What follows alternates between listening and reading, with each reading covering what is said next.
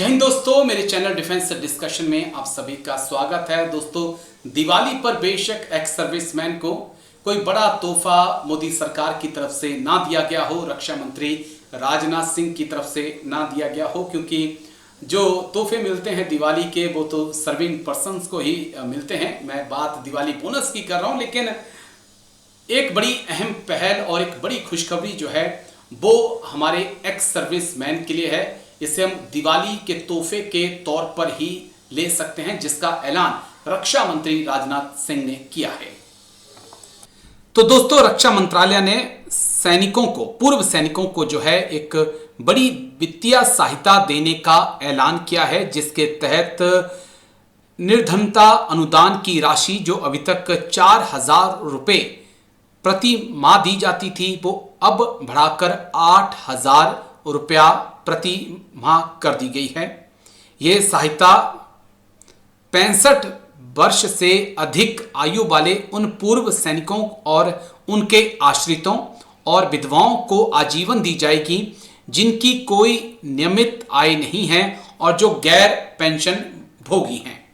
एक और ऐलान जो है दोस्तों, जो रक्षा मंत्रालय की तरफ से किया गया है, जो पूर्व सैनिक हैं उनके बच्चे, उनके दो बच्चों को जो है वो सरकार की तरफ से शिक्षा अनुदान मिलेगा कक्षा 1 से MA तक की पढ़ाई के लिए। और अगर कोई विधवा जो है, जो कि जिनके पति जो हैं सेना में थे और वो शहीद हो चुके हैं, उनको भी जो है शिक्षा अनुदान दिया जाएगा। ये पहले 1,000 रुपया दिया जाता था, लेकिन अब इसे 2,000 रुपये प्रति व्यक्ति प्रति माह कर दिया गया है और ये बड़ी एक अहम पहल है।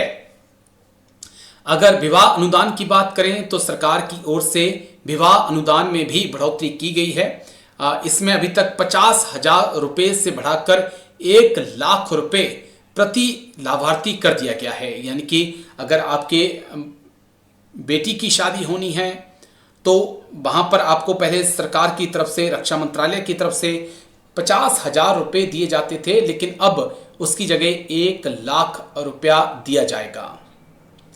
रक्षा मंत्रालय ने कहा है कि ये अनुदान अधिकतम 2 पुत्रियों के विवाह अथवा विधवा पुनः विवाह के लिए लागू होगा, बशर्ते विवाह इस आदेश के जारी होने के बाद संपन्न हुआ हो।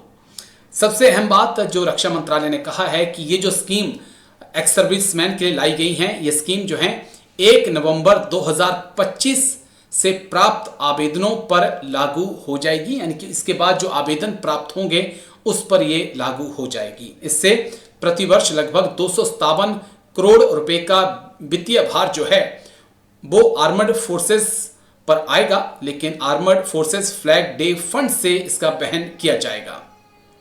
ये सभी योजनाएं रक्षा मंत्री पूर्व सैनिक कल्याण कोष के तहत संचालित हैं, जो armoured forces flag day fund का ही एक उपकोष है। तो चलिए, दिवाली पर बोनस ना सही, लेकिन ये 3 ऐलान जो हैं, जो रक्षा मंत्रालय ने किए हैं पूर्व सैनिकों के लिए, बहुत अच्छे हैं। खासकर जो बेटियां हैं जिनकी शादी में अभी तक 50,000 रुपये मिलते थे, अब जो है 1,00,000 रुपया मिलेगा। कोई विधवा है, यानी कि जिनके हस्बैंड जो है उनकी डेथ हो चुकी है लेकिन वो फिर शादी करनी है, तो उनको भी 1,00,000 रुपया दिया जाएगा। जिनके बच्चे स्कूल में कक्षा 1 से लेकर ग्रेजुएशन, पोस्ट ग्रेजुएशन तक पढ़ाई कर रहे हैं, 2 बच्चों के लिए जो है सरकार पहले हर महीने 1,000 रुपया देती थी, लेकिन अब उसे 2,000 रुपया पर मंथ कर दिया गया है।